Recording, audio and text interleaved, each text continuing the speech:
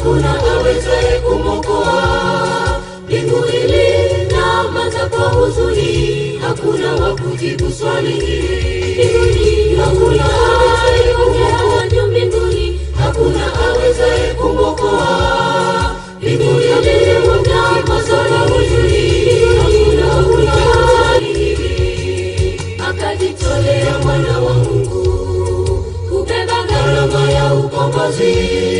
Sifa na utukufu ni kwake Yesu siku zote. Akajitolea mwana wa Mungu kubeba gharama ya ukombozi. Sifa na utukufu ni kwake Yesu siku zote.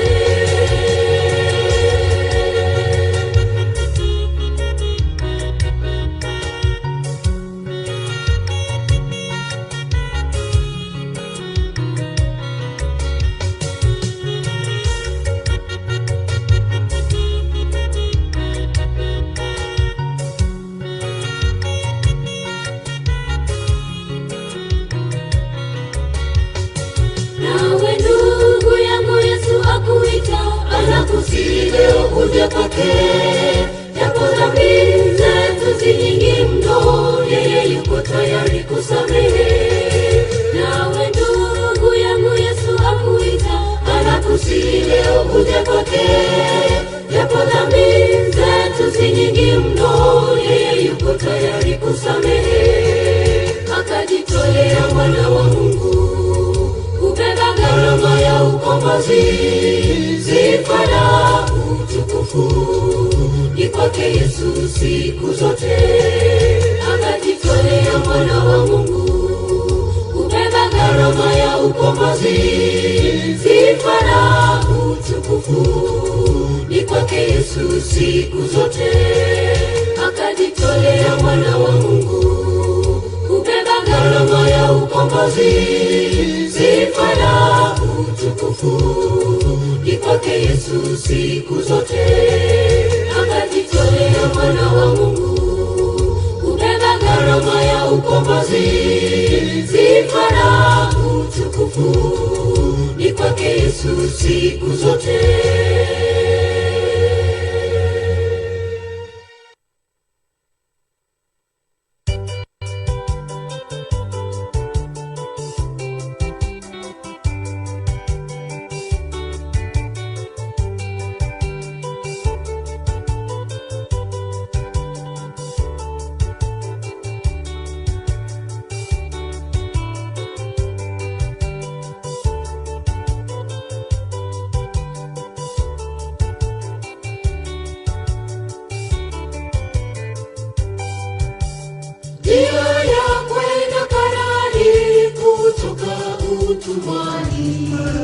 Ilikuwa na vikwazo, wana wa Israeli wakinung'unika, Musa, mbona ulitutoa?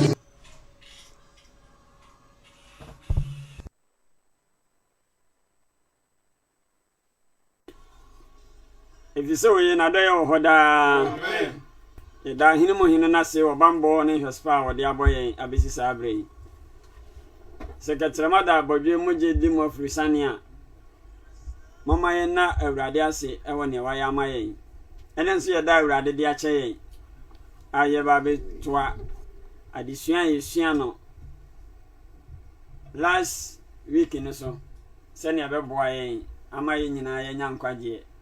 Na yesua bibi efa se Kristo Yesu ya wonu 25 December.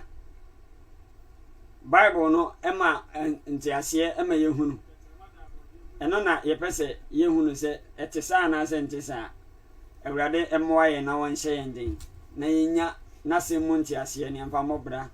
Ewo Kristo Yesu din mu. Amen. Amen. Ansa na no yensi etrase. Na opanyi Thomas ne amompae. Aja wosoro ye de wase awiei. Ohun kwan ya wamma. Safi yemetra kasafidie so na yempa wasempa no mu enkyere wiase.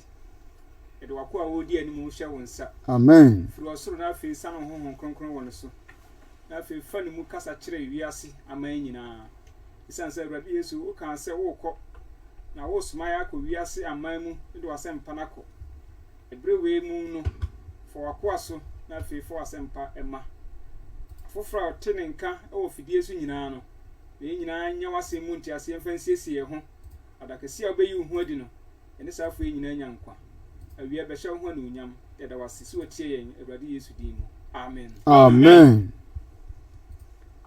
nyame ma yɛda wo nyame ase last week no yɛsuan bronya yɛsɛ Kristo Yesu a woda yɛwo Yesu Kristo 25 December ɛno na nyame ma bebree agye di sɛ saa berɛ no ne yɛwo no na Bible no ɛma yɛhunu sɛ ɛnyɛ saa na teɛ ma true challenge ama nyame ma bebree sɛ wo bibia anasɛ wo Bible proof bi a kyerɛ sɛ yɛwo Yesu 25 December fabra ne nyina yɛnwenwene ho ebesi na menyanya obia frɛ na ɔne me kasa ontimi nya proof bi ama me ntie na adesua bɛkɔ awie no sɛ wo asembisa wo bibia wonte ase fa ho sɛ me si Yesu Kristo ya wo no 25 December eni Bible no mu ne ntimi so mam sɛ yɛwo Yesu Kristo 25 December ɛna mɛkyerɛ mama de won bia yɛate ase na bibia yɛdesan de ho awuram Valentine ne nyame ma bebree me se bɛ kakra sɔfo no kra na bɛgye ayi aprichi afa ho sɛ Valentine yɛ ade papa ɛwɔ Bible no mu na firi hene na baaye ɛna adesua no nkɔ wie na ma kyerɛkyerɛ mama yɛate aseɛ Bible no ma yɛhunu manti a yɛnyin sɛ Yesu Kristo mu ɛne manti a yɛnyin sɛ Yohane Suboni ɛwɔ mu ɛnti sam manti imienu yɛnyim Yohane busumi nsia ansa ne yɛkɔhyɛ Yesu awɔ ho nkɔm nti sɛ yɛne calendar ekura na sɛ yɛnyim Yesu yɛnyim Yohane 6 months ne 6 months mu na Elizabeth wɔ na yɛbɛtuma awo Yesu Kristo nso a yɛanyim no sɛ June no na yɛnyim no a yɛbɛtuma awo ne December 25 entiaseɛ bi anyim na nyɛ no korɛ sɛ ne nipa nyinaa entiaseɛ na yɛhunu no mesire nyame ahoɔden ne tumi ma yɛn sɛ ɔma yɛhunu mu no ɔma yɛn entiaseɛ na yɛnte o nyame asɛm na sɛ ne yɛmfa mmɔbra na aboa yɛ ma yɛnya nkwagyeɛ na siesie yɛ ma wɔgye da no yankenka Bible no kan Lucas empati mienu ema me Lucas empa etie mienu no nchemo a ye nwotwe na osi ya wo ya tenkwa Yesu na nwanfrefo bi wosere nso kan Luke 1:26 mami ansa Lucas empa eti baako nchemo aduonu ensia no na bosomi etoso ensia no mu no bosomi etoso sen ensia no mu no Onyankopɔn soma abɔfo Gabriel ko Galilea krobia ofra no Nazareth mu bosomi yensia no mu no Onyankopɔn soma abɔfo ko Galilea krobia fransen Nazareth mu ababa bia wode no ama obarima bia ofra no Joseph ofri David abusua mu awade nkyɛn ababa no den de Maria ko na obɔfo no eba ne nkyɛn bɛka sɛ kan verse 13 no mami hwɛ na obofo no se no sɛ nsuro Maria nsuro na wonya Nyankopɔn hɔ adom na hwɛ wobenyinsɛn na wawo obabarima na wato ne din Yesu ɔbɛyɛ ɔkɛseɛ na wafrɛ no Yesu awo ho nkom sɛ na obofo no de ma no nti nyame ba wutie bosomi yensia no mu na obofo yi kɔe samre na animu nso na Elizabeth nso anyinsɛn na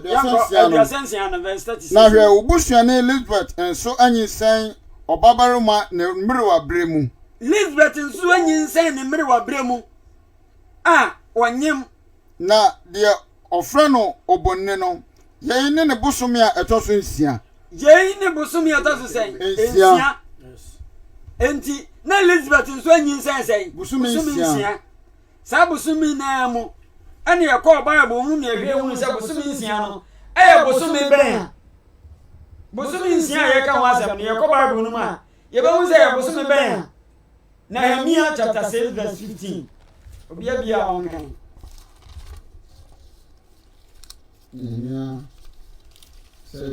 chapter 6 verse 15 nti awurade asem Nehemia eti ensia nchemu a eye edunum na wode adadionum na mienu ana owie ofasuo no bosome elu a etise ebo da etoso adionunum mu nti bosome a efre no elu no ene bosome a eden etoso nsia a efre no ebo ya ebo no wode koye ni ya bibre mu kasem a bosome etoso sen enkron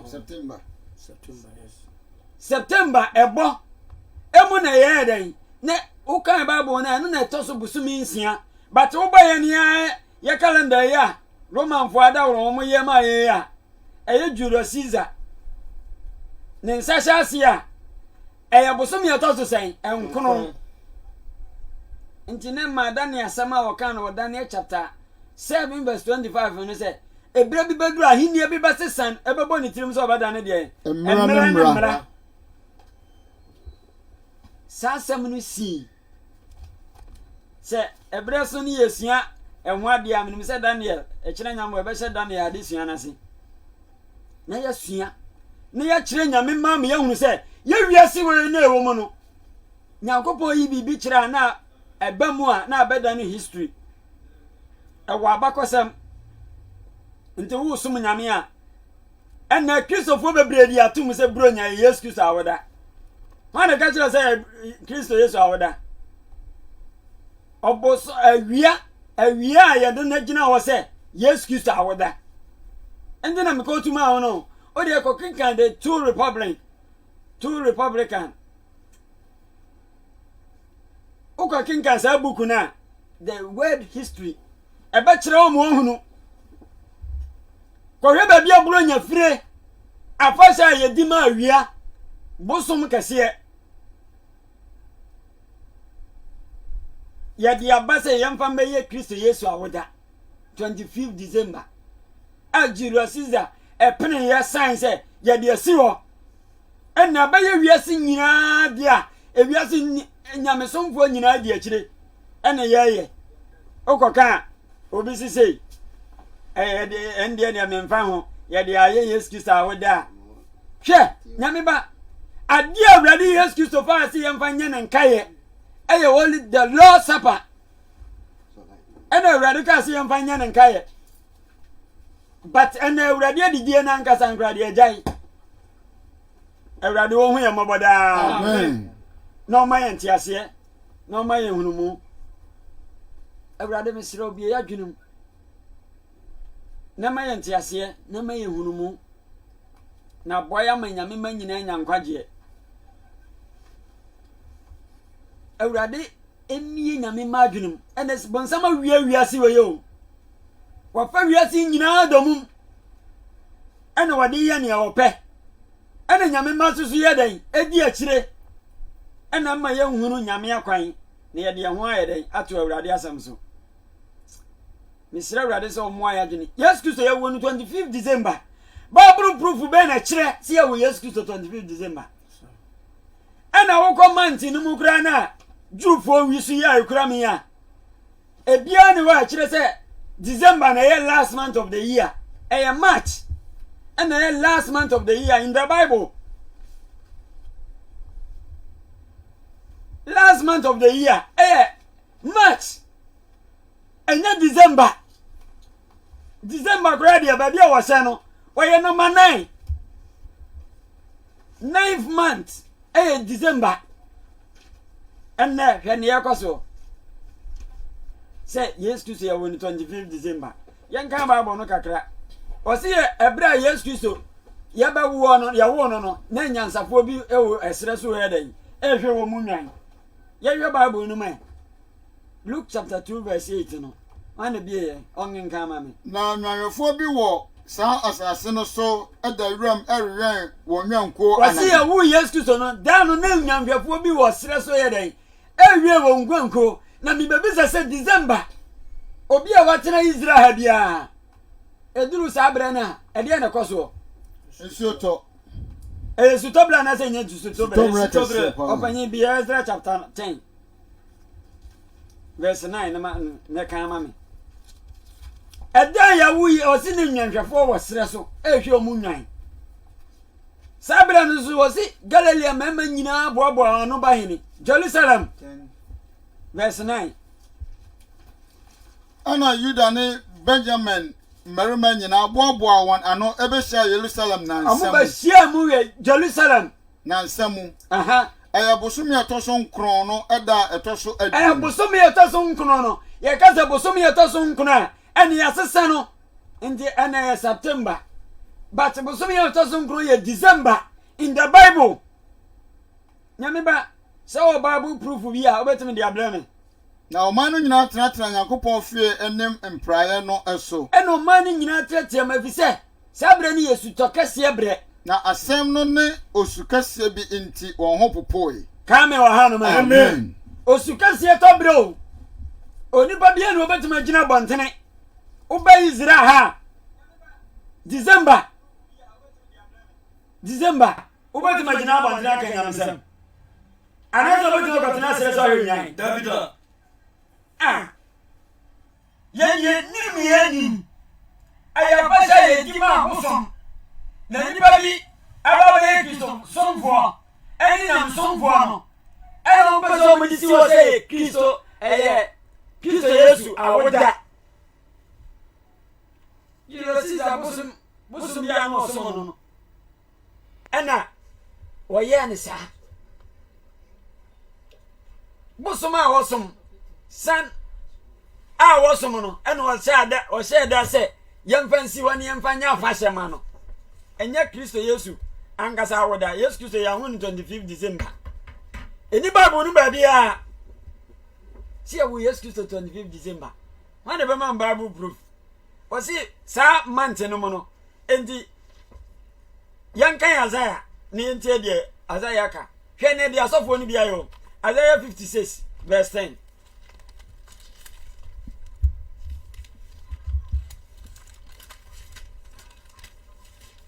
Isaiah 56 verse 10. yɛntie Awurade asɛm na wɛmfoɔ yɛ anifrafoɔ. ɛna asɔfoɔ no bebree ayɛ anifrafoɔ awɛmfoɔ no a monhwɛ nyame ma no ɛna moayɛ anifrafoɔ wɔn nyinaa nim de.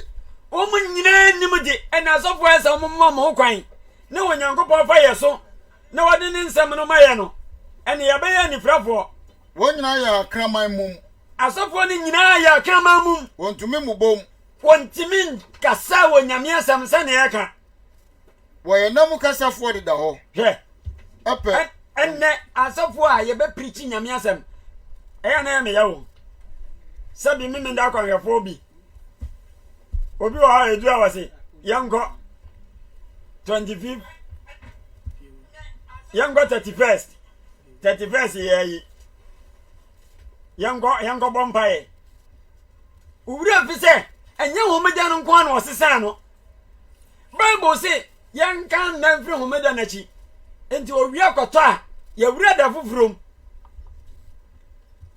ɛnɛ ayɛ nkyinyiwahyew ɛnɛ ɛnɛburo nya akɔka asɔfoɔ bi se medeɛ mefii sɛ medwen sɛ ei sɔfoɔ John chapter 3 verse 34 yɛnkyɛ Awurade asɛm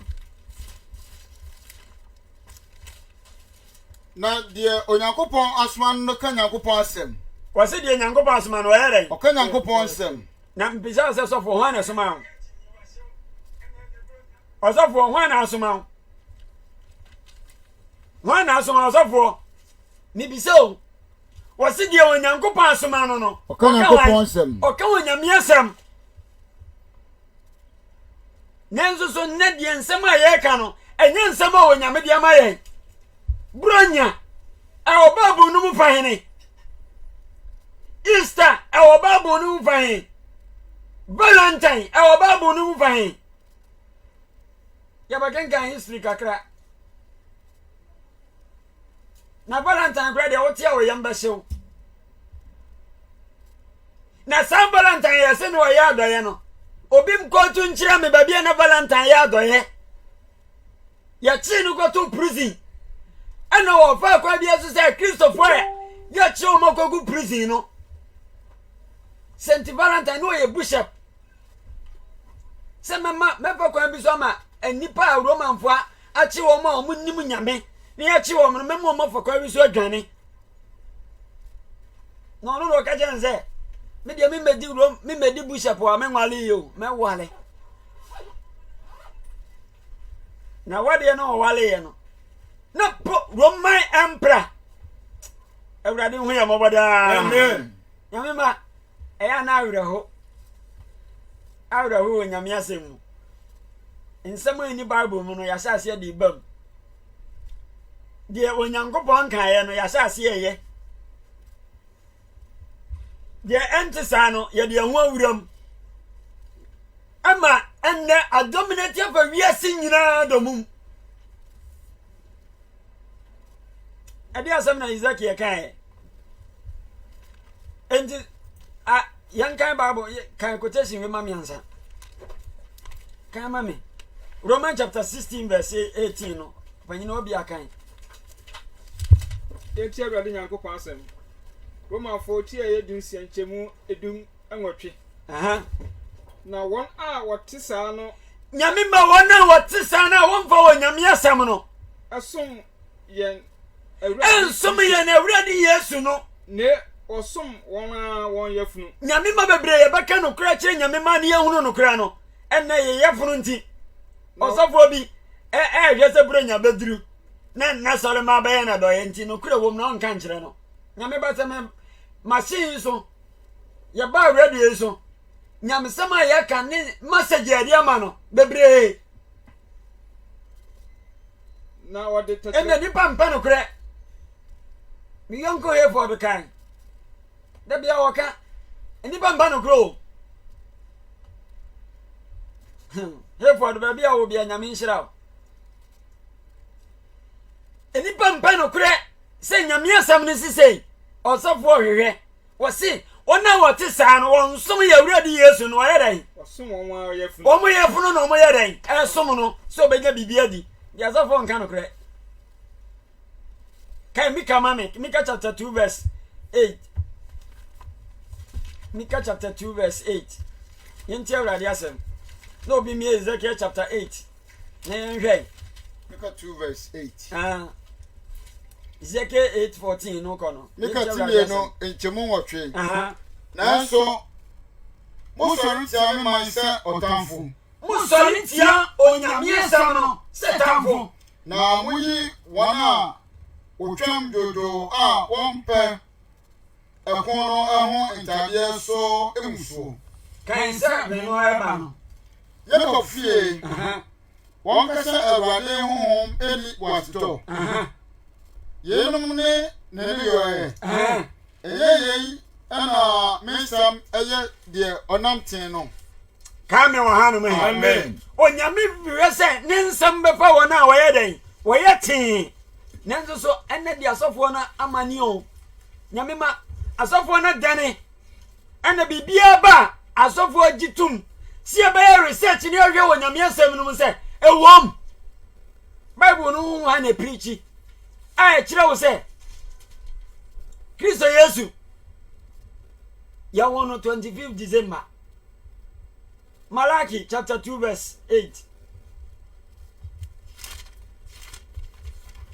verse 7 no kono yenti Awurade asem ansa no maka obi mi you know Ezekiel no man ento Malachi timye de nchemu enson asese osofo anukra ni asese osofo anukra de nimdie no hwehwe mrafri nanum ohwehwe wo nyame asem na yeren afri wo osofo anum efise asafo Awurade abofo ne no efise wo nyame yiwo se wo ye ne messenger o ye Awurade bofo nanso mofre okwan no so amane nanso osofo ni nyina afri kwan no so amane mama nipa bebre asunti mra no ye nyame ma bebre ajira wo nyame asem mo sele wi apam no asafo Awurade na ose Awurade asem ni ko entime nso mema mo anim aguase entime nso mema mo anim ayeden aguase na mo bra ase oman nim sede mu ni makwan so na mo hwe nipa nim emramu arape Awurade hu ya mabada amen kan verse ni mami ko enya aja kro na ye nyina ye nyina ye som no ni bisao enye Nyankopɔn kro na ɔbɔ yɛn enye nyame ba ko pe na ɔbɔ soro ba sa ɔno ɔbɔ yɛn nyina enam de so na onua twa onua kontompo se yɛde begu yɛn agyanom apam fi ne asɛm ani babrum ɔzɔfo ase ne fi sɛ brenya de ayɛ Yesu Kristo a wɔda me de media nyame ba enti me bisao sɛ ayi duru awukude duru anase eduru brebi ne yesi ekogunsa na ye di Yesu Kristo dini bata ho a ubagu anase unhu mi bisa wo o de ayi akwaside na ese akwaside enti ye di Yesu Kristo din na ba be hye ho se Yesu de enti ubagu ana unhu Paulo si ma dwena wo Kristo Yesu mu de binya den entra mu adina wo Yesu mu bi na wo yemu na SDF nso so ene oma ya gyatum se yebekọ asale homeda no se ya sesa homeda no ene de agitum oba wonse January dose ye wayi ye new year into genga babo no niema no esesa no ene ngwa na esesa no na sole mabi nso so edu 31st ya wase ye kwa kwagya afe no kwan onya hu na afe no kinka babu no enti Paulo se medemadwene bɛden ebe sumunya medemadwene we no ebe sumu wiase de no na medema honhom sumu onyankopɔn sɛ ne onyame asɛm kyerɛ me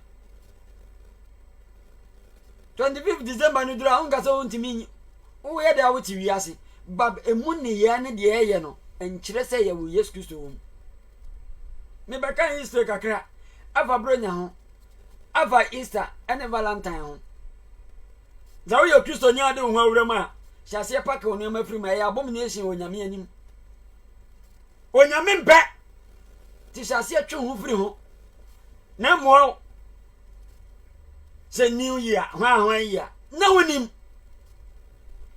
obanyi kan Ezekiel ma me ye wabie no kan ma me Ezekiel eti aya enwatwenchemu baako ene enchemu dunan no chemu baako ne se na afia etoso ensia hwe eniema onyankopɔn yi kyerɛ Ezekiel afia etoso ensia o bosomi etoso sɛn bosomi a etoso ensia bosomi etoso ensia September na mu da a etoso enum a me eye 5 a mete bosomi etoso ensia 5 September ena onyankopɔn yi ne ho adi kyerɛ hwan o bosomi etoso ensia ne mu na onyame yi ne ho adi kyerɛ obofo a ye friend ge o Gabriel so nko kan kyerɛ mele sa obofo na kwa ka kyerɛ Elizabeth ena bosomi no ensia ne mu da etoso num ena yaba ho ankyɛn Ezekiel nkyɛn ye kan se mi a kyerɛ no wonhwe de ekoso enyama bi a start ye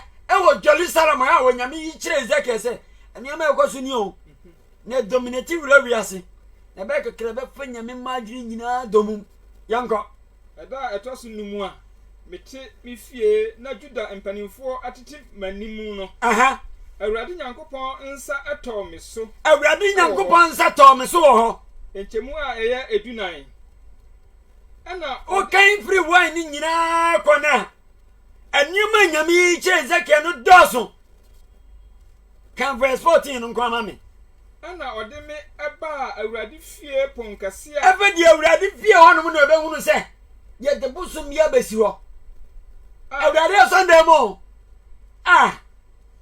Awurade Sunday ɛho ne ye de busum ayɛ ate eba ene ene ko ne hyase de statue ko wura onyame Sunday ne pagan Rome abosonso man ene da ne baye papa Rome bedani nyamso man nti abosom hosom no ya pese Kristo ko lo hunti ewa ne sisa Yesu sofo ni nyina dini ne digu ho so Saint Peter Saint Anthony Saint Mary Saint Juan ana ka kyerɛ na ya Mary kura ni statue no ena nkwaje wo abosom no mo de mo nyina begu asande aho ne nyame yi kyerɛ Ezekiel sɛ hwɛ eniama bi koso yanko panyin Awurade fie ponkasia a echire atifin fam no ano awurade fie ponkasia echire atifin fam no bɛyɛ Jerusalem a atifin fam no yɛnkɔ na hwɛ ɛhɔ ana na ɛma tete esu Tamus ɛma tete esu Tamus bosomi yɛ frɛ no sɛn bosomi yɛ frɛ no July bosomi na yɛ frɛ no Tamus ɛyɛ bosonsom a na Jew ayifoɔ som Romanfoɔ som saa bosomi no ɛyɛ honini Tamus no wawu Nimrod ba ɔwo na yɛ frɛ no Tamus wawuo ɛna Yesu no ɔno na yɛde na bɛyɛ Yesu ntukɔ yɛayɛ statue sɛ weyɛ Yesu weyɛ Mary na weyɛ Joseph nyame ma dwene mu na ho hane ka kyerɛ wo sɛ yɛ Yesu statue edin no deɛ da so sɛ Yesu o ɛhɔ ne mma teteɛ no su Tamus nti aduru hɔ no ma yɛfrɛ no Easter saa berɛ no ne yɛ afahyɛ a ɔmo die pagan festival ɛyɛ afahyɛ a ɔmo die a ɛne sɛ ɔmo gye di sɛ saa berɛ no owia edi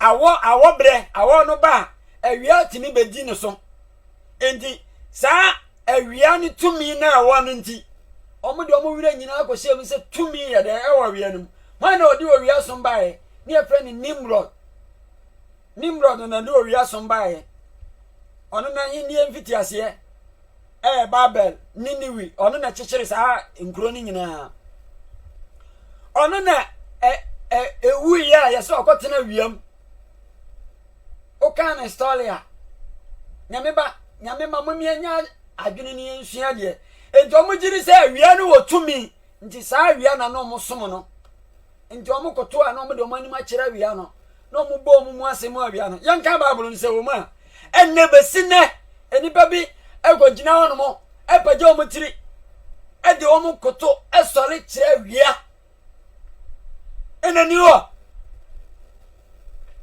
pagan Rome ɛna de baeɛ nipa a wɔde baeɛ frɛ no sɛ Nimrod ɛna abɛka hɔ wɔ nyamesum mu sɛ yɛfrɛ no eduru hɔ a na mmaa na afrɛfrɛ ayitoma na yɛde akɔtenatena sɔndam sɛ Yesu wɔn na ɛka kyerɛ wo onyame kɔtu no wɔ Ezekiel akyerɛ Ezekiel sɛ saa nneɛma no ɛkɔ so abanye ntoaso ma me nkyɛmu edunum no na ɔka kyerɛ me sɛ ɛna ɔka kyerɛ Ezekiel sɛ onipa ba kan 14 ne biom ɛna ɔde me ba Awurade efie ponkase a ɛkyerɛ ati ɛna ɔde me ba Awurade fie o asɔndam o na hwɛ ɛhɔ ana ɛma teteɛ esu Tamus ɛhɔ na mmaa teteɛ sum Tamus nti aduru hɔ no ma mmaa no sɛ Yesu ɔhu na Yesu no na mmaa no bi afurafura yitoma mebisa o mo hwɛ me ɛnte saa aduru hɔ a bebree bɔ yitoma de kɔtena sɔndam wɔn na ɔkɔ so no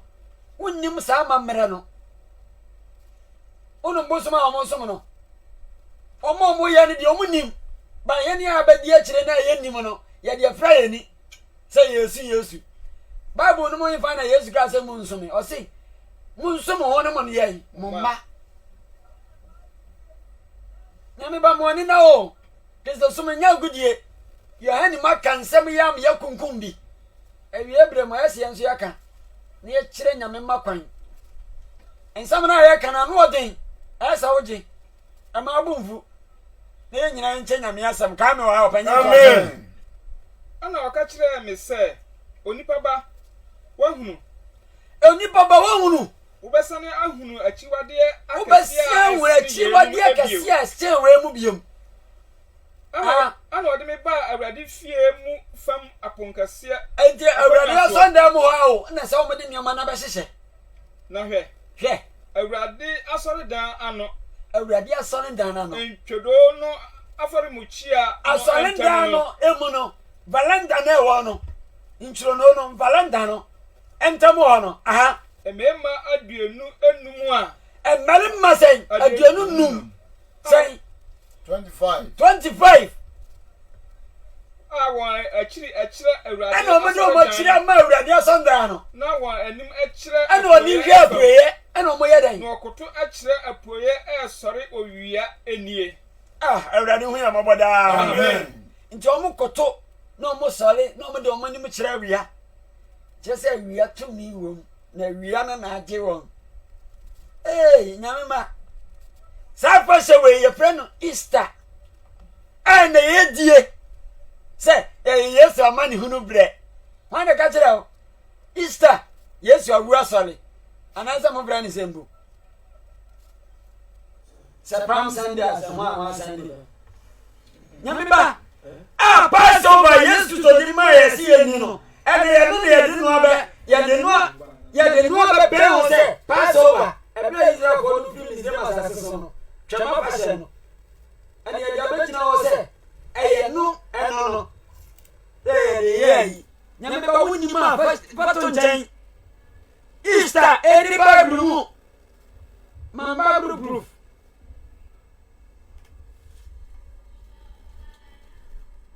yes go say on 25th December Julius Caesar kroye ena oye kofa bai ma mu nim say ono na bedi ade a ono akokon ya obedi ade a o ka say ono de omprem obia mama di omprem ma ye mesi wa hene ono na si ne ho hene ono ena de sa celebration ne ba say ebreben ye jitu mu say yen celebrate Yesu Kristo awoda yen celebrate 4th century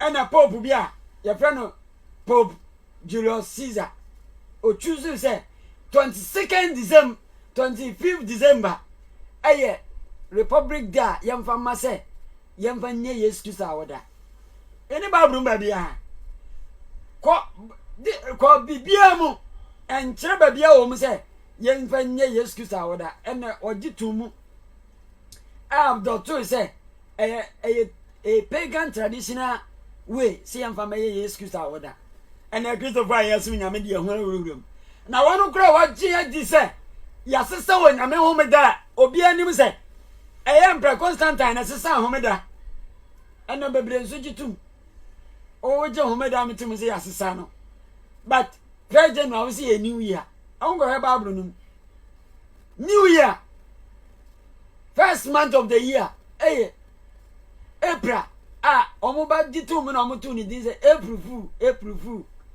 Jimmy nyame dia si wo se bosome no nyamo afeni nyina bosome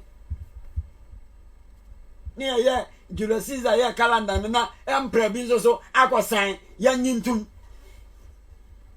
ya chenyi ebre no 25th December Ghana de ya na awere ho o tenyoma kase ena efe na munhwe ye adroba fo ye pamachew eya munhwe ye ekwan so brebre ada na 25th December enipa wusa enkokọ ne mponche ho kire wo mosa eya fasha ye di ma bosom ye hwie mojagu and spiritually no ye komu nkokọ ne ye komu mo ani nyina mo moja na ye hwie gu fam no spiritual ayi no eteki ne chesa abo mo festival na ye den awie peye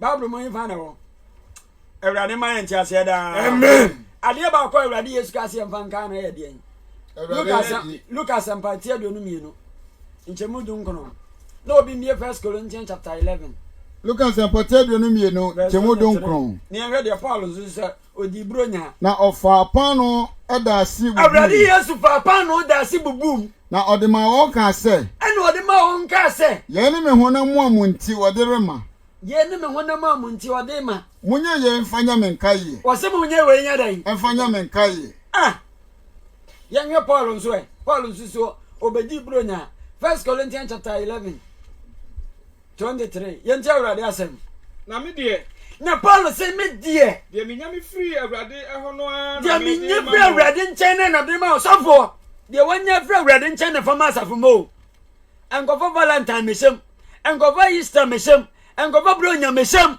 unya free hu aho Ewurade ho wɔse Paul se deɛ menyɛ firi Awurade nkyɛn na nam de ma mo Sa Awurade Yesu. Sa Awurade Yesu. Anadwo a oyi no ama ye no. Anadwo a yi no ma ye no. Ofa paano. Na ofa paano. Na oda ase. Na oda ase. Bubu mu. Dibu mu. Na oka se.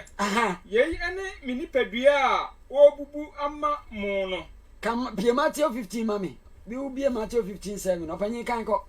Munye yei emfanya me nkaye. Munye we empanya den. Enya me nkaye. Paulo ama me di bronya. Di Awurade de ma no no de ma yen. Osofo, di akofifa be pray Valentine nwa no. To go. Na mo ni na wo ye research na hwe. Se oba bruma. Pagan tradition. Ye dia be wura Kristo sumu. Se ya ni be si Kristo Yesu anamu. Hey. Ya ka kwasida na wu dwane. Ku da pa ku o se o ye dia bosonson fo dia. Na woni me se Easter na ya bosonson fo dia. Bro nyane ya bosonson fo dia. Valentine ya bosonson fo dia. A wo de wura akohyemu no. Luke 15:7 no ko what say? Na Matthew 7. Matthew 15. 15 no. 7 no. To 9 yente Awurade asem. Nyatwemfo. Edi sa Isaiah share mo nko. Edi sa Isaiah ka mo ho asem nyame ma. Asofo ani asampakafo. Ye nyatwem. De yenim no yempase ba kyekere. Sani onyame asam te yempase ba ka. Di sa Isaiah share ye ho nkomu. Yankoi. Oman di wona no fafa na edi mini. Oman di oman no fafa e na edi mini. Na won akomam de ye no akoma de atwe afiri me ho kɔ akyiri. Atwe afiri me ho kɔ akyiri. Ko. Na osɔre me kwa. Osɔre me Awurade kwa. Ɔkyerɛkyerɛ nsɛm a nipa ne hyehyɛ. Ɔkyerɛkyerɛ nsɛm a nipa na ayɛ dɛn ahyehyɛ. Bro nya nipa na hyehyɛ yo. Easter nipa na hyehyɛ. Ɔkyerɛkyerɛ nsɛm a nipa na ahyehyɛ. Jeremiah chapter 10 verse 1 to 8 yente Awurade asɛm. Ti asɛm bi Awurade ka ɛyɛ ahometi. Jeremiah eti edu nkyɛmu baako. Israel fie mu ti asɛm Awurade. Eri na mi ba Yesu na mi mu tie de Awurade ka kyerɛ mo. Sɛ Awurade sie nie. Sɛ ne Awurade sie nie o. Munsua amanaman kwan. Ama munsua amanaman kwan. Na munsuro ɔsoro nsɛnkyerɛnne. He, amanaman kwan ne bi ni o. Sɛ ne Bible sie no, ɔsɛ mi fi sɛ amanaman kwan no.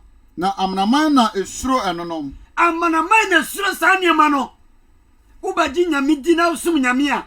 For the nyame enka no. If you say John chapter 3 verse 34 no say the onyame asoma no ɔka nyame asɛm. Enko ye mi fi sɛ yanko. Na ɔman no atromodie ɛyɛ huhudie. Nti ɔman na atromodie na amuhunu na ɛyɛ huhudie o. Na ɛyɛ dua a wɔtwa no kwaye mu. Hwɛ, obakwa ne yɛ statue wasi wasa yɛ mele. Wana ka kyerɛ wo. Odwumfo nsa no adwuma a ɔde dadeɛ ɛyɛ. Ɔde dwetɛ ne sika hyehyɛ no. Wɔde sika ne dwetɛ na hyehyɛ na yɛ no fɛfɛɛfɛ a ho sɛ statue ni si hɔ. Ɔde nadoa ne asae bubom. Na ampɔne. Nti obawa yɛde nadeɛ na ahyehyɛ mu. Ampane sɛnea ɛbɛyɛ tententen. Wɔte sɛ ɛfrɛ ɛfuo mu kaka motobi. Nti sɛ bro nya baduru hɔ a bonse na kaka motobi aba. Nti obi yɛ kyɛ bi na wɔde ahyɛ. Kaka motobi bɛba. Nti wɔse saa nneɛma no te sɛ kaka motobi. Na wɔn kasa. Obakwa na bosom ni si so yɛ mele nso wɔn kasa. Soa na ɔsoa wɔn. Wɔyɛ St. Peter nso so wɔn kasa. Ya soa wɔn mo meboa. Sanete. Efisɛ wɔn tuo na mo. Me meteboa mete kono no. Ya soa statue free. Roman head ni ade na basene kɔbo ho. Nyame ma mo som no ebi a wɔnim o. Menka sɛ nim na wonim. Enkwa bi anim o. Dɔte ya ne yɛbɔ no papa. Sɛ wadwene mu da hɔ a statue yɛbɔ no papa. Awuro bɛ na de no. Ade ne nyame adwene ma nneɛma sesa. Soa na ɔsoa wɔn. Wɔse soa ne yɛ soa wɔn. Efisɛ wɔn tuo na mo. Wɔntimi nante. Wode aduane si wɔ sɛ pam. Ɔbɛda hɔ a sɛ Yesu Kristo maa na obi ankɔfa na wɔda so da hɔ. Munsuro wɔn. Na wɔntumi nyɛ bɔne biara. Wɔntimi nyɛ bɔne biara. Na papa nso nni wɔn hɔ. Wɔntimi nyɛ papa biara na wɔntimi nyɛ bɔne biara. Obiara ne hɔ te sɛ o. Nti Awurade Yesu si yɛ mmɔ mpa yɛ mfa ne so. Nti Yesu Kristo sɛ mo bisa bibia wɔ hene. Midin mu a eno na meyo enso nipa bi se enkopo mpa yemfa mele so mele awurade Yesu Kristo yade no fa ho so ba he o ni nkyere se mele nya papa o awurade ma ne pale me se meka kire nsa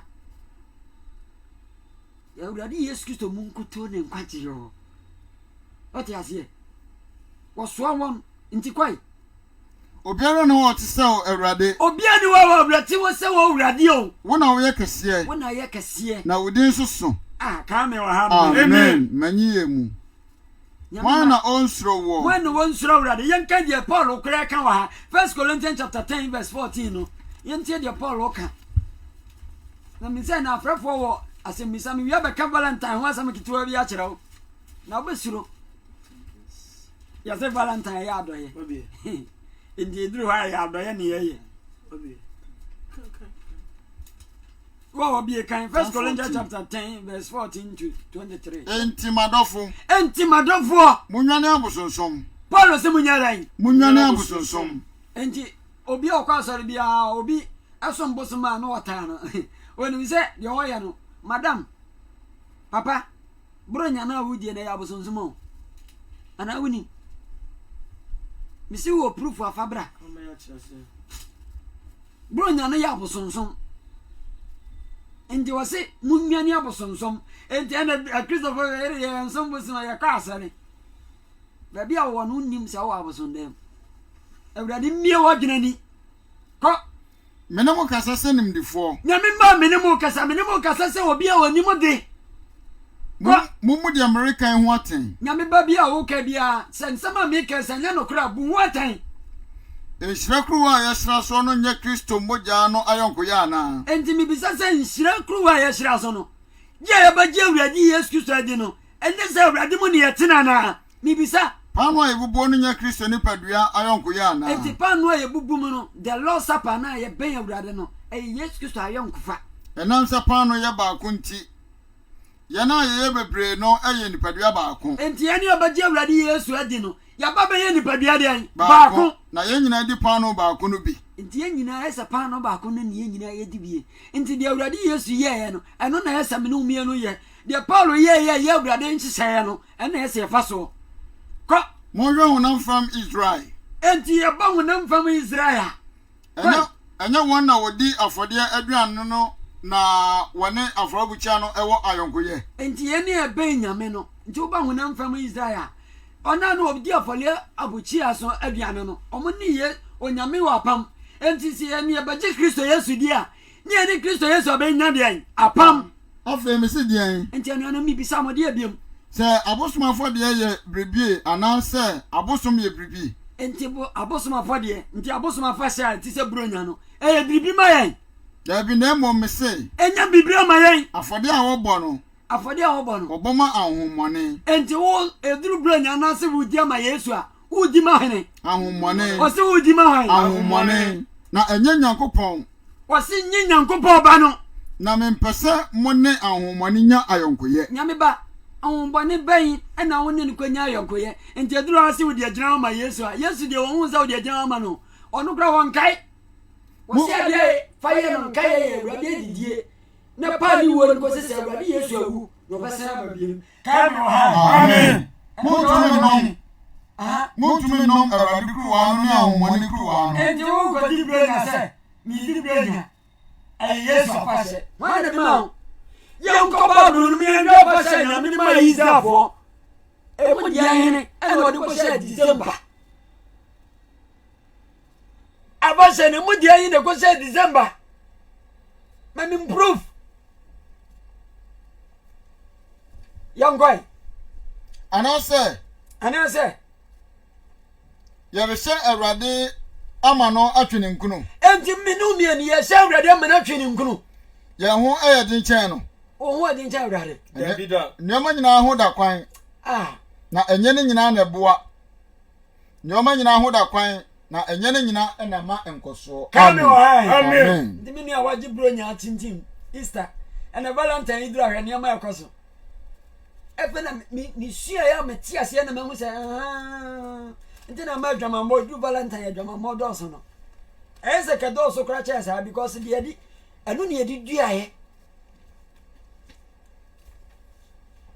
unia time ni ntima menka valentine ho asem kakra na menkyerɛkyerɛ nyame mamu ho ne Saint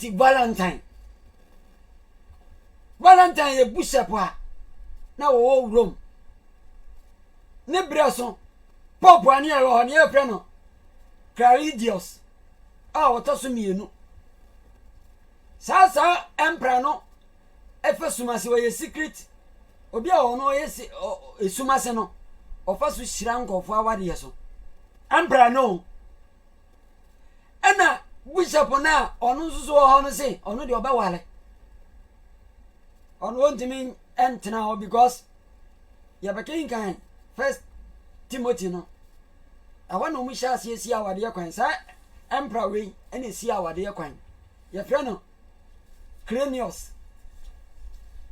otoso mienu emperor Claudius ono na si awade ye kwan enso no ye secret obi o fasumase ekoshireshira nkofo awade ye so emperor no ene wo ga che bishop ne se eni wan kwan se okoshira obi awade ye so eni kwan se o wale ye ene wo say what mempene to okofa abaya bi se o wale no ene ma ye o chi no koto prison ono na nam no so ma okun no ono na kum no okum Saint Valentine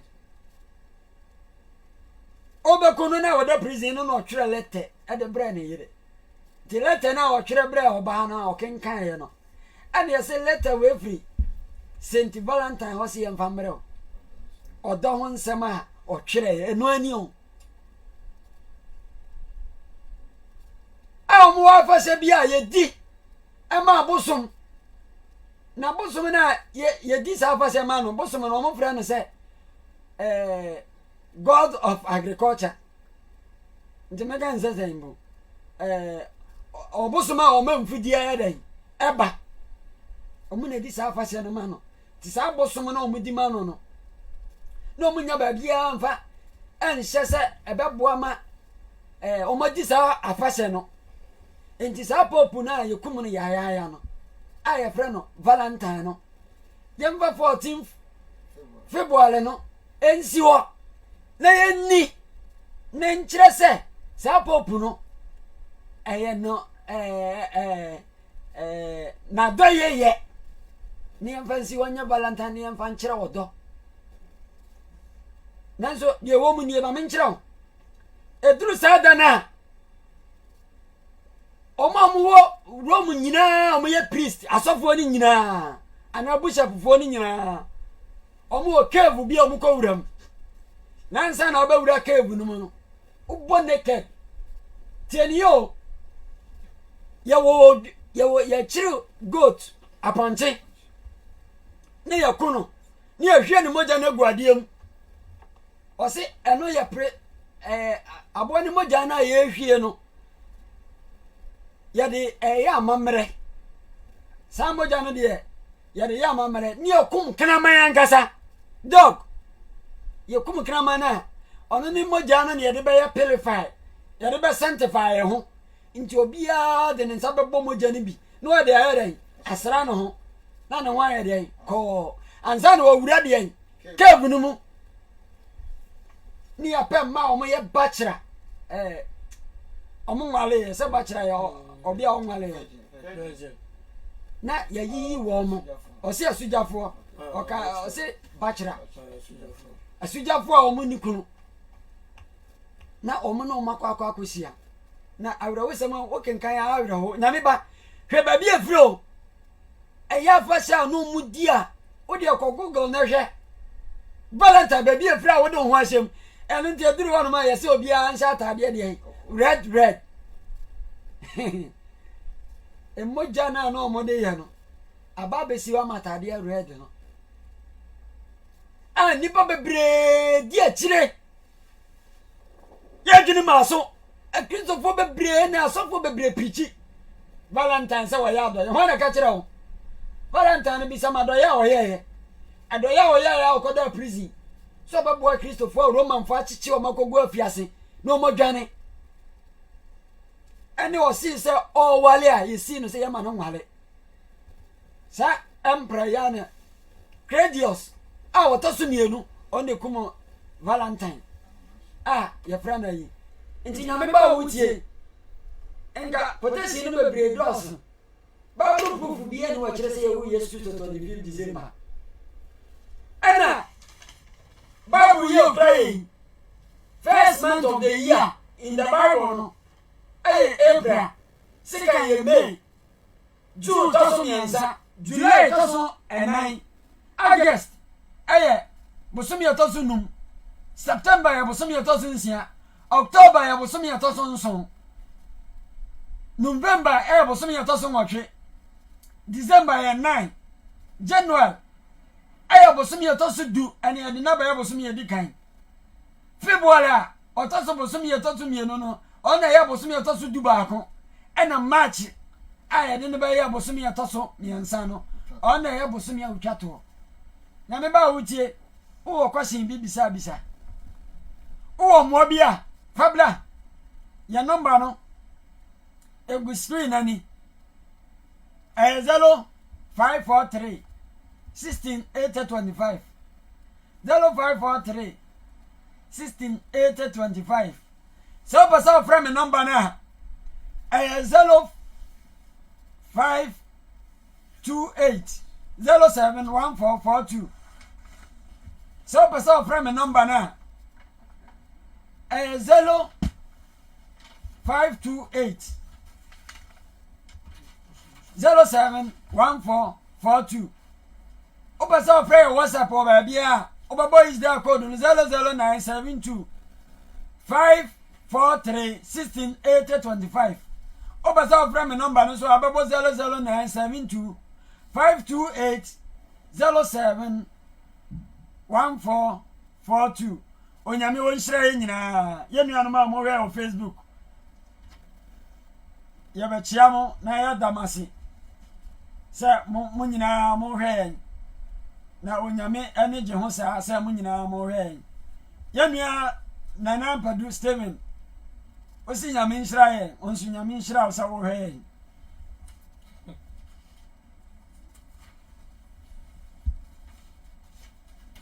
Opanyi Thomas Ejay ohwɛ life onyame wo nhyira wo yɛ nua Moses ohwɛ life onyame wo nhyira wo yɛ nua Opon George ohwɛ life onyame wo nhyira wo Ajani Mbotin onyame nhyira wo papa Mr. Lawrence Germany ohwɛ life onyame wo nhyira wo Imia Kennedy amako ansa ohwɛ life ewo Germany onyame wo nhyira wo papa yemi akodo wusu ose ohwɛ life onyame nhyira wo Eda set edujamfi ohwɛ life onyame wo nhyira wo anuanom bebre ana ehwɛ yɛn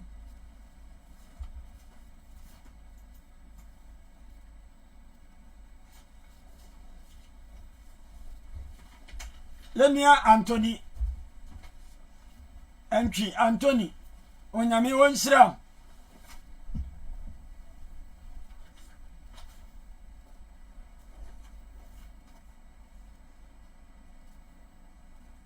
Yenia Augustina Yanko onyame wo nhyira wo papa yenia ba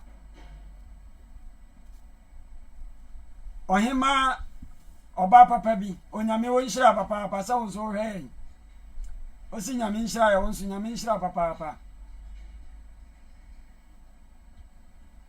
ana yenia James Boatin onyame nhyira papa sa wo so o hya mankofo no mo hwɛ nyame ma mutie so bi wase misa obi wo mo bia o bibi a wonte ase abisa na yenyina ye nche bro nya ho asɛm de bebre se o mo wase misa mo misa na yenyina ye nche ebra yetie adwom afaase no o wase misa bia bisa o bibi a wonte ase a minia emfansie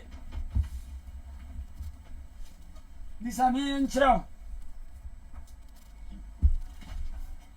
na yenyina yamfa yenyina nyanti ase ne yamfa mobra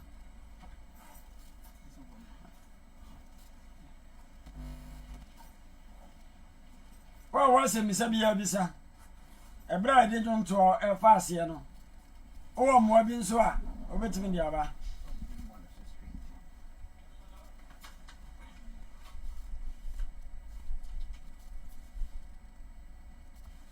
Na me hu ya bobo no nhira ye.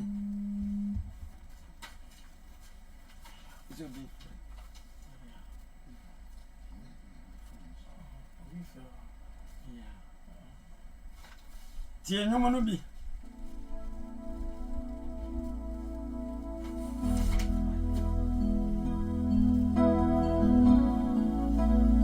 Father, we glorify your name, and we thank you for sending your Son, Jesus.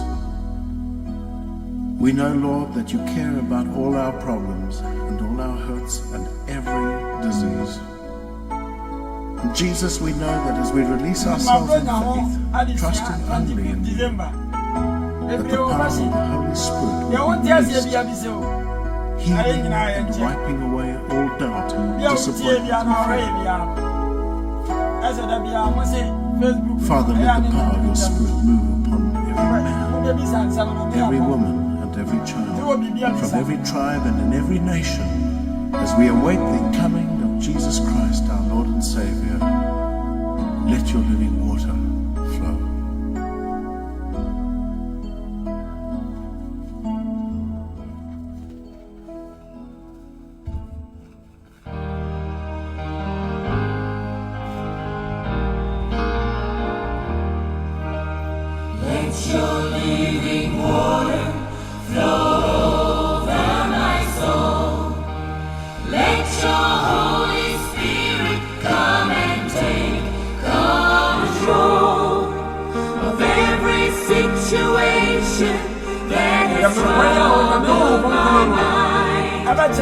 All my cares and burdens unto you I roll.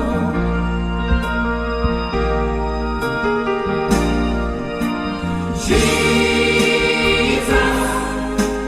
sing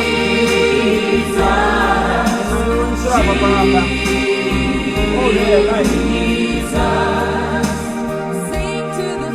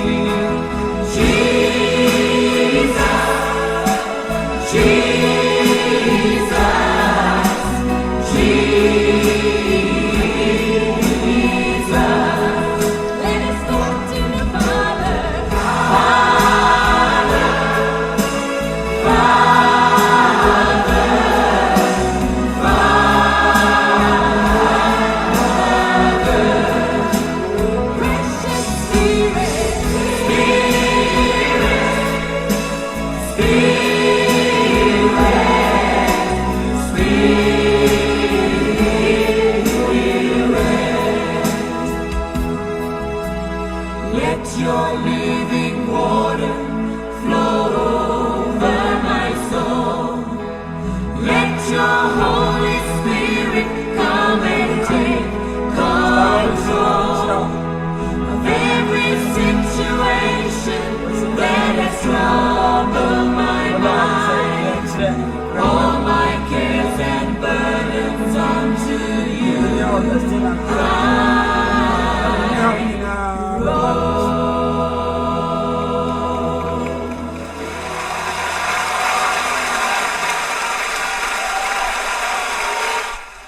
Onyame wo nhyira yɛ no nka yɛ ho na yɛnti onyame asɛm ase ne yɛmfa mmɔbra menim sɛ ɛbrɛ no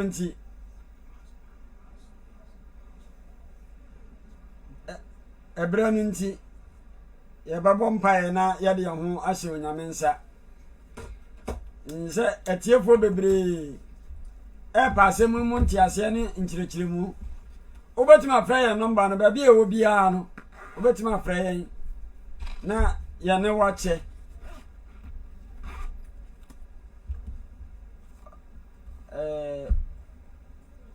obi sɛ wɔfrɛ na yɛmfa fon no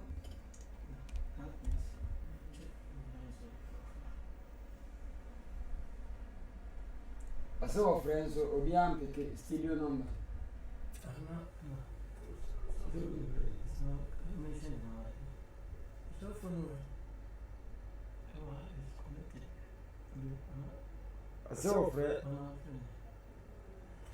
Bacha woni akra wo frɛ Mr. Lawrence so betima san frɛ o so peke a yemfa phone no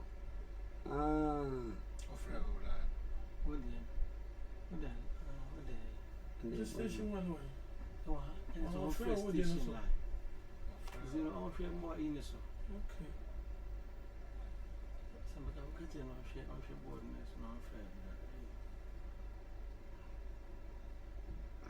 Mr. Lawrence Bacha wo betimi a wo betima frɛ studio number no 0543 no obo 00972 na 543 no 168025 no ibenya WhatsApp esa me number no so frɛ ma dia na ho se eso aye mantie mi se ne ma na call up to na ho se o number na ba yenua James nso so afrɛ nye James we James onso so betima san afrɛ because ne phone no that's a problem about some of Rama. But my friend 00972 543 168025 no. You bet me no wakasa. Mr. Lawrence, ofra, you bet me no wakasa. Facha yempa. Ofra me number na enti me ma. And as our friend number. Studio number no de ya adwuma. Ofra beba sisia. You bet me no wakasa. Obi a opese ofre bia no on frɛ 00972 543 168025 nipa bebre aba me la no so me la no nko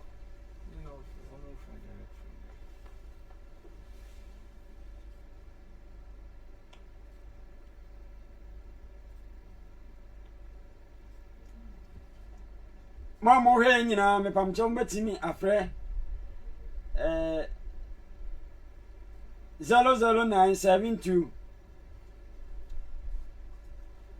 543 168025 no ubetima afrɛ so ubetima abo number no na ma afrɛ so nti obi a obasa afrɛ bia afrɛ si no so se mo frɛ me number no ntimi emma esa wo screen no so obi a wo hwe bia no wo se o monitor na se wo no mo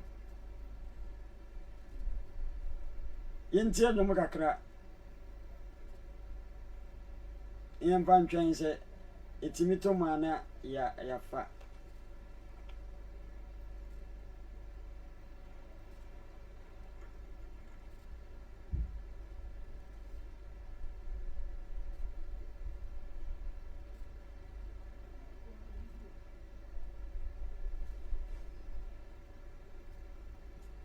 Doubt, disappointment, and fear. Father, let the power of your Spirit move upon every man, every woman, and every child, from every tribe and in every nation, as we await the coming of Jesus Christ, our Lord and Savior. Let your living water flow.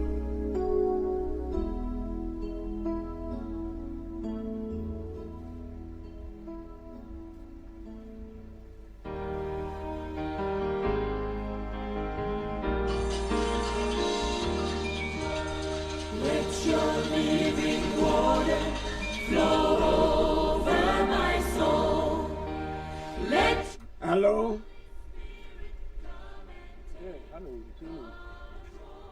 Hello. Yeah, Lawrence. Ah, Hello. Mr. Lawrence. What is Kasa? I better meet Yeah. you, Casa. Oh, fine. Okay. My friend, my adama, me about wait. We the asida na e February so no the amamo. Wo mudume pa mo ye. Se mo de no kre no ebre eba ama obi ehu. Na meni agye ho cause me de free tete e be du abochira me hu ye no ana me hu se ka bronya no wo Ghana dia hu mu niema but wo be abochira and hu especially any wo jema ha no jema for mu ni bronya de mu ni hu agrokra na se wo fa abakosem aba da ho ma bronya na o Kristo no wo do hu ko hyemu a ehun se sebe wo ya yo iraba eno de ese kanokre ere to na wo kan ebe fa Ezekiel emra na emanu no wo musu e wo Tamus na sa Tamus story no so obi nim sa story wo yi a I guess what you fi bronya ho pa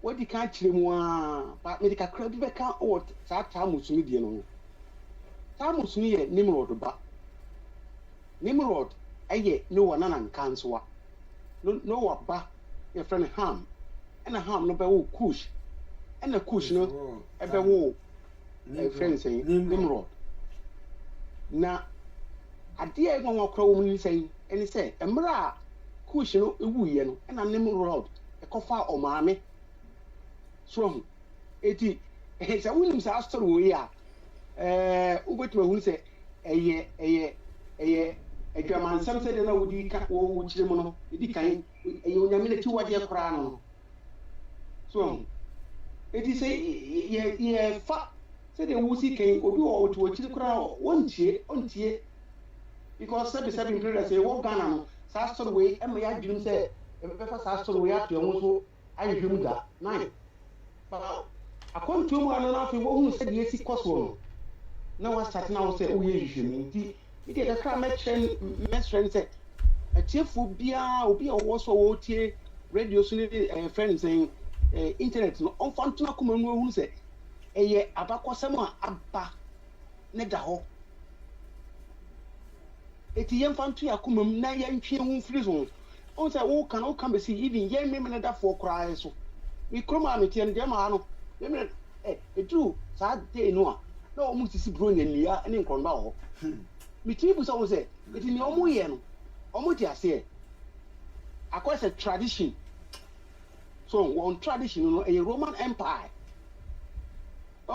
eti yantwe hu firim omo yantwe hu firim eya kokobo eno nyame na mo so a wodi amen eti yeti ye fasa kokobo no so a yeti a yantwe hu firi ho na bebo ayen because e onyame na chiwade on the story on the last week now can that story about a friend saying Easter ni Valentine a big story pa nto bia o fi say o person we nya yi no metima send a website a ono betimi e do kan ugugu a e wo ho so na yen pempi ni yen abibifo no am say ni sa entity na say ye nim si ye kwa hwem ye hunu uhunu na sa o kan so a they will not believe it omunyini me di asada me mamo ani djuma mu di nyankopon hira mo na akokoduro na ode mamo no mu nkoso na mo nka na said the last week na me kan na last week na me catch them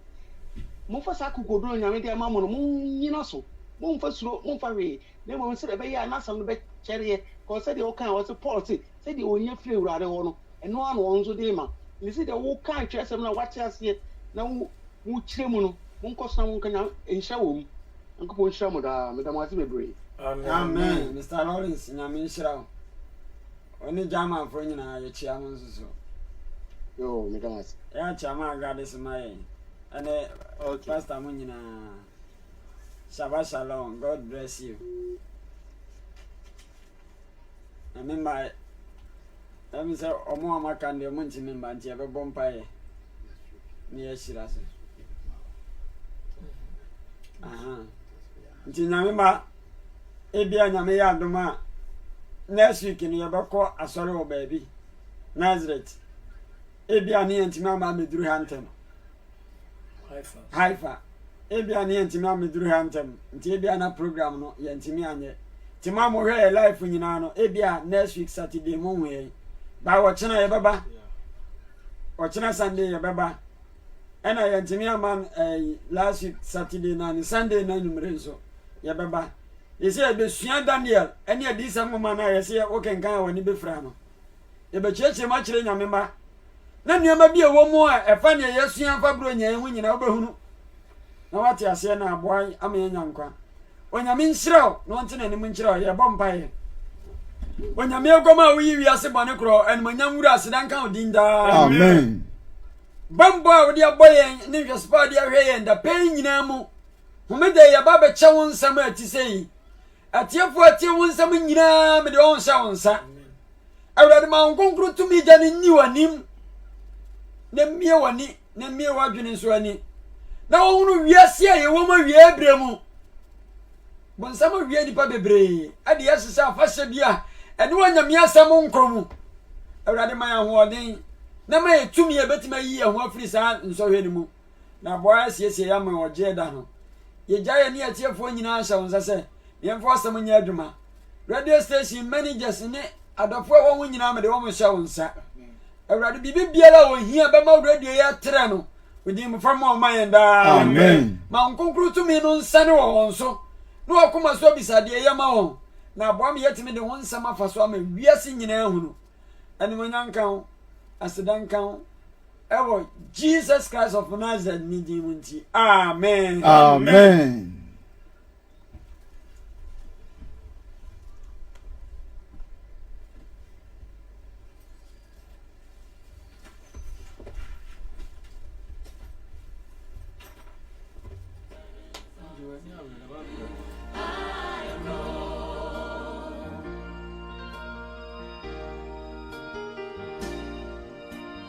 Jesus.